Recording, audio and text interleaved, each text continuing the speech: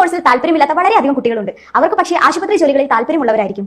ചലനശേഷി നഷ്ടപ്പെട്ടവരെ ജീവിതത്തിലേക്ക് കൊണ്ടുവരാൻ ഫിസിയോതെറാപ്പി നല്ലൊരു പങ്ക് വഹിക്കുന്നുണ്ട്. ഇന്നത്തെ മൈ മാത്യൂസ് എജി ന്യൂസിന്റെ വീഡിയോ ബിപിടിയെ കുറിച്ചാണ്. നിങ്ങൾ ആദ്യമായാണ് ഞങ്ങളുടെ വീഡിയോ കാണുന്നതെങ്കിൽ ദയവായി സബ്സ്ക്രൈബ് ചെയ്യുക, ബെല്ലൈക്കൺ അമർത്തുക. അതുവഴി ഞങ്ങൾ വീഡിയോ അപ്ലോഡ് ചെയ്യുമ്പോഴെല്ലാം നിങ്ങൾക്ക് നോട്ടിഫിക്കേഷൻ ലഭിക്കുന്നതായിരിക്കും.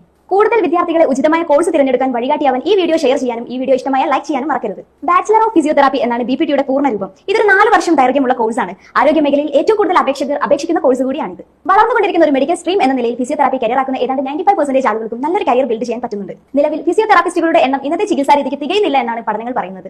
അതായത് ഇപ്പോൾ ഫിസിയോതെറാപ്പി ഒരു കരിയർ ആക്കിയാൽ ഈ കോഴ്സ് കഴിഞ്ഞ് പുറത്തിറങ്ങുമ്പോൾ ഇന്ത്യയിലും വിദേശത്തുമായി 4 ഇരട്ടിയിലധികം സാധ്യതകളായിരിക്കും നിങ്ങളെ കാത്തിരിക്കുന്നത്. ഇന്ന് ഇന്ത്യയിൽ ഒരു ഫിസിയോതെറാപ്പിസ്റ്റിന് ഗവൺമെന്റ് തലത്തിലും പ്രൈവറ്റ് തലത്തിലും 3 ലക്ഷം രൂപയിലധികം വാർഷിക വരുമാനമുണ്ട്. വരുന്ന 5 വർഷത്തിനുള്ളിൽ അതിന്റെ മൂല്യം വളരെയധികം കുതിച്ചുയരും എന്നാണ് പഠനങ്ങൾ സൂചിപ്പിക്കുന്നത്. ഏകദേശം 5 ലക്ഷം രൂപ വരെ ഇവർക്ക് വാർഷിക ശമ്പളം ലഭിക്കും. ബിപിടിയുടെ വിദേശ ജോലി സാധ്യതകൾ വളരെ കൂടുതലാണ്. കോഴ്സ് പൂർത്തിയാക്കിയ കുട്ടികൾക്ക് ആരോഗ്യ മേഖലയിൽ തന്നെ പ്രവർത്തിക്കാം. സ്റ്റേറ്റ്, സെൻട്രൽ ഗവൺമെന്റിന്റെ കീഴിൽ ഉള്ള സ്ഥാപനങ്ങൾ കൂടാതെ സ്വകാര്യ മേഖലയിലെ ഫോർട്ടീസ്, ഗ്ലോബൽ, മണിപ്പാൽ,